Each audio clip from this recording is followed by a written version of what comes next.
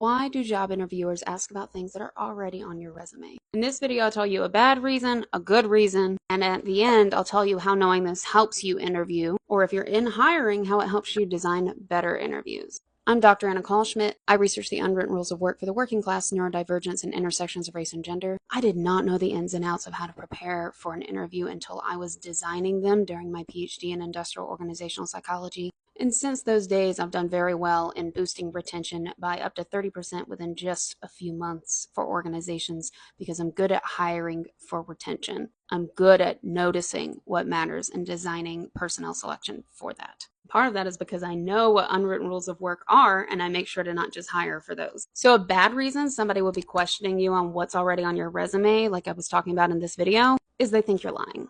They want to know if you actually did the job or if you just made up that experience and they haven't called your references yet. If you're ever in a situation when you're hiring and you think someone isn't telling the truth, this is where it's really important to probe and ask for examples. They could also just want to hear more about that experience and how it relates to the job, but they suck at interviewing and they aren't asking that directly. Or this is a place that relies heavily on unwritten rules and office politics and isn't going to tell you directly.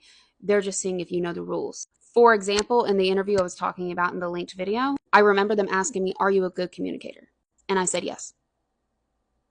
And this is where a lot of neurodivergents also fall into a problem because you did answer the question. You don't read the subtext. What they're asking is, tell me a story about a time you were a good communicator. Give me something I can measure. But they didn't say that. So a lot of people, unless they know the ins and outs in office politics and they're neurotypical, aren't going to pick up on that. One of the skills I help leaders do in my workshops on unwritten rules is design better interviews to get more examples out of the applicants across all backgrounds. And another bad reason is they just don't know what they're doing. They didn't look at your resume. They are asking you because they didn't prepare, and that's a major red flag for that company because the manager hiring is either negligent or they're so overworked that they didn't have time to prepare. When I used to teach Introduction to Industrial Organizational Psychology at the college level, I taught them person versus task-oriented job analysis because IO psychologists design jobs and then we design all the ways you evaluate if the job is being done well.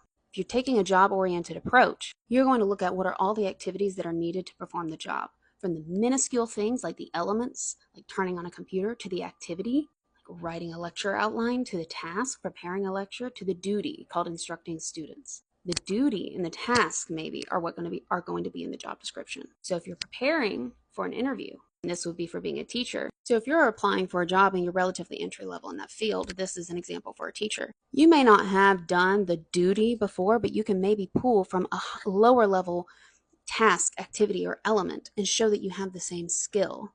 Maybe you haven't been a teacher before, but you used to lead groups and give talks all the time, or you used to develop curriculums for an instructor that you were shadowing. You can pull from that information and give examples of that in your job interview. If you're designing the interview questions, you want to make sure that you are asking questions that are related to the actual skills that are needed to do this position. If you're taking a person-oriented approach and looking at the knowledge, skills, abilities, or other characteristics needed to do a job, this is even a little bit easier. Because what you want to do in your interview is give examples of how you have these characteristics. Maybe you're a law student and you need to show you have communication skills, and this would be your first entry-level job, like your first internship in law school. Maybe you don't have courtroom experience yet, but give an example of how else you have communication skills. Were you on the debate team in college? Were you a TA?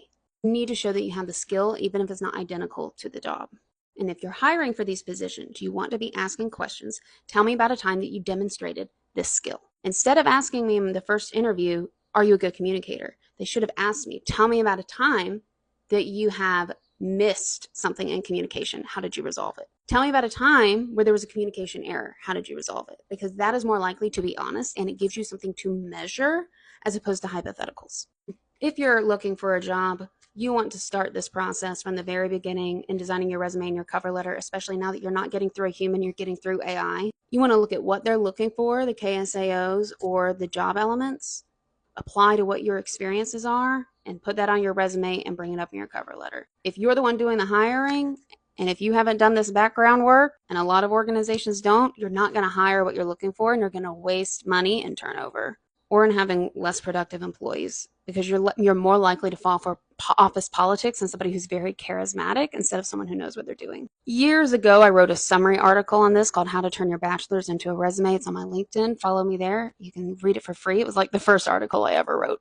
I've been thinking about doing a workshop on this. Let me know in the comments if you would be interested in that.